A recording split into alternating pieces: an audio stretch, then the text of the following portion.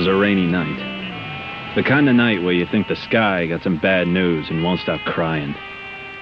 But when you're a detective with a case to solve and bills to pay, you don't cancel because of bad weather. I was looking into a guy called Jesus Christ.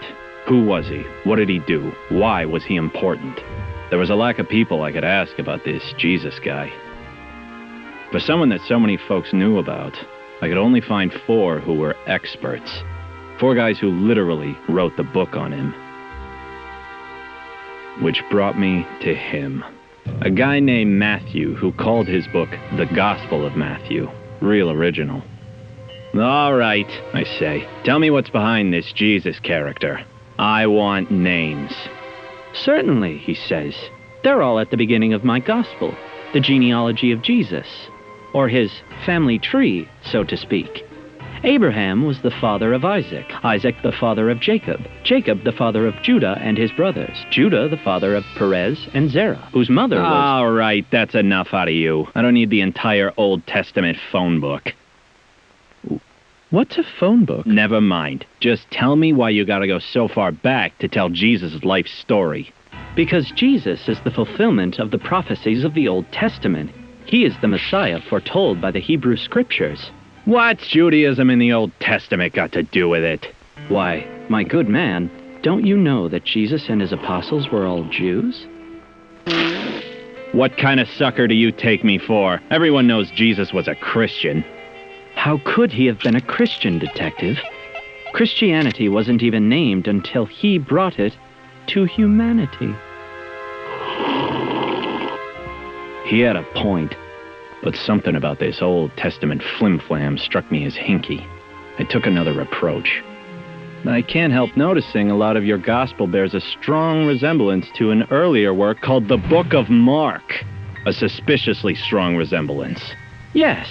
When 2 people are telling the same story, you have to expect some overlap, don't you? Maybe so. And maybe you and Mark are in on this thing together. Why, yes. Of course we were in on this together. Isn't that obvious? If you're in it together, Matt, then why'd you do it? Why write your own gospel rather than let Mark stand by itself? People still had questions. I still have questions. Don't we all? Don't we all? And that's how he left me. With just another question to add to the pile. Something tells me that cracking this case will be like cutting a brick in half with a feather duster. I'd pulled in my second witness, the author of the Gospel of Mark. So, you're the guy who wrote the Gospel of Mark? Yes. How can I help you? I've got a few questions about your gospel. You wrote it in Greek. Why Greek? It was for the Gentiles, and Gentiles spoke Greek.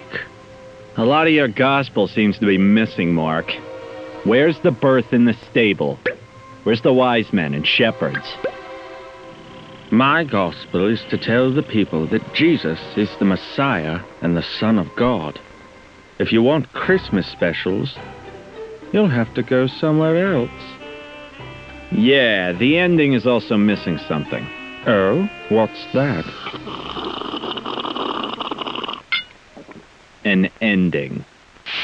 In your original version, a bunch of ladies find his tomb empty, and some guy in a white robe says Jesus is risen. They get scared and run off. And that's it? Perhaps the ending was misplaced, he says. Or maybe, just maybe, Detective, it doesn't feel like an ending because the story isn't over. Wait a minute. You're telling me we're living the story right now? You're the detective. You tell me. Now, when I talk to the other gospel writers, they're not going to tell me something different. Are they, Mark? The other gentlemen completed their gospels long after me, and for their own reasons. So yes, I imagine they will say some different things. But it's all true. How is that possible? Pity. Now you're starting to ask some interesting questions.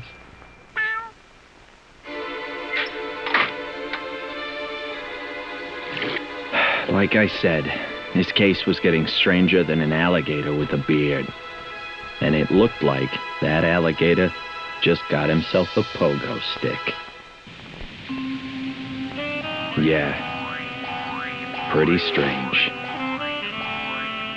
In my time as a detective, I've had some tough cases, but this one was a riddle, wrapped in a puzzle, stuffed in an enigma, and covered in mystery sauce.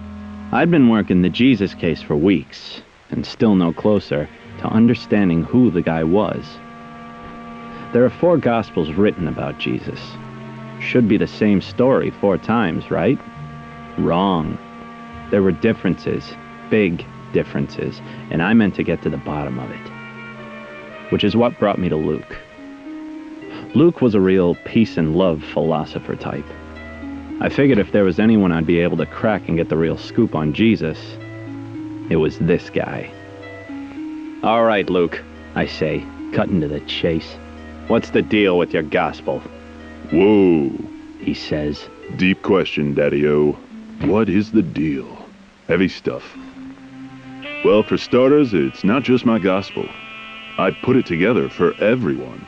It's everyone's gospel, you dig? Everyone? As in everyone is in on this?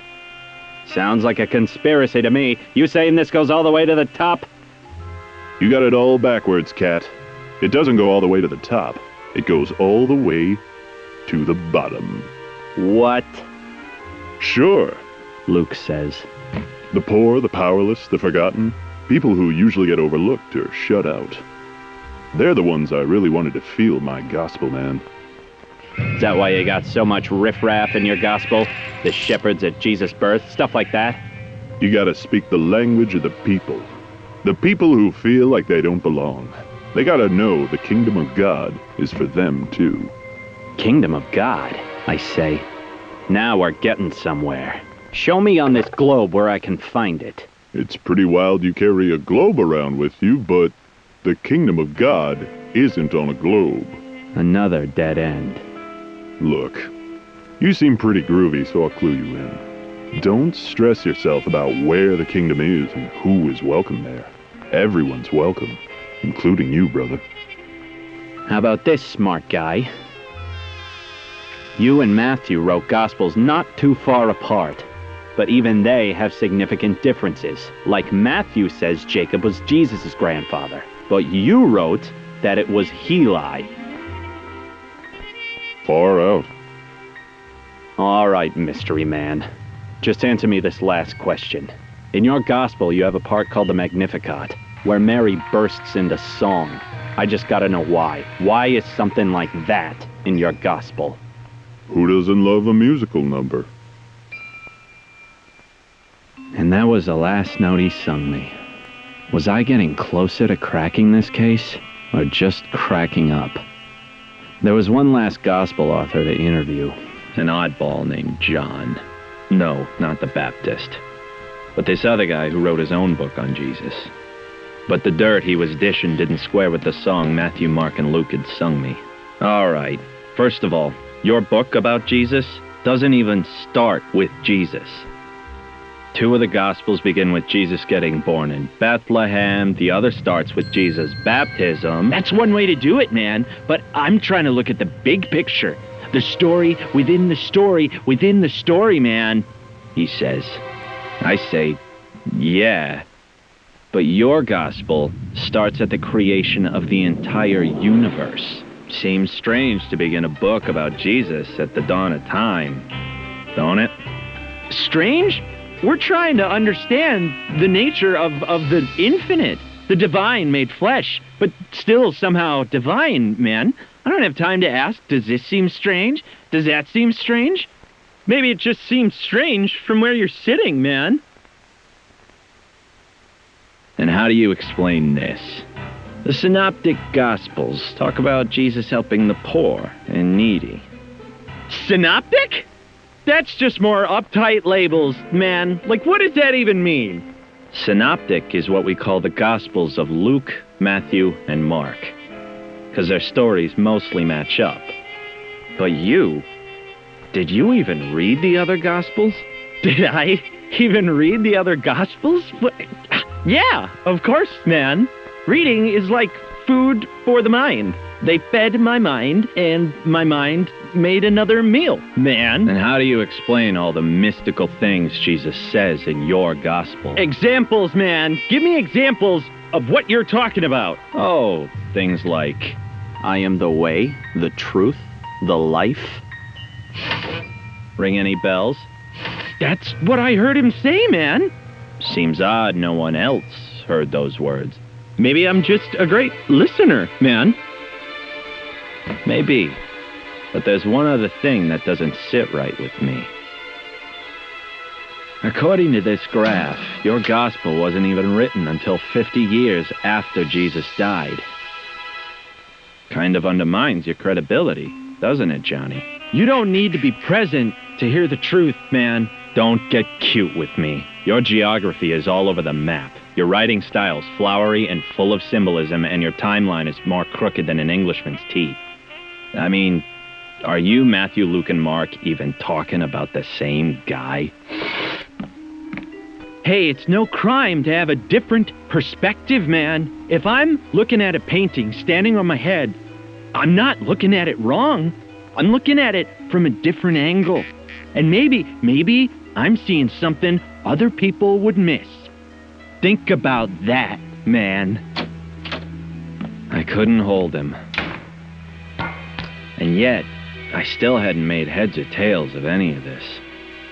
I've got 4 different stories that don't add up, and more questions than I started with. I'm nowhere near to cracking this Jesus case.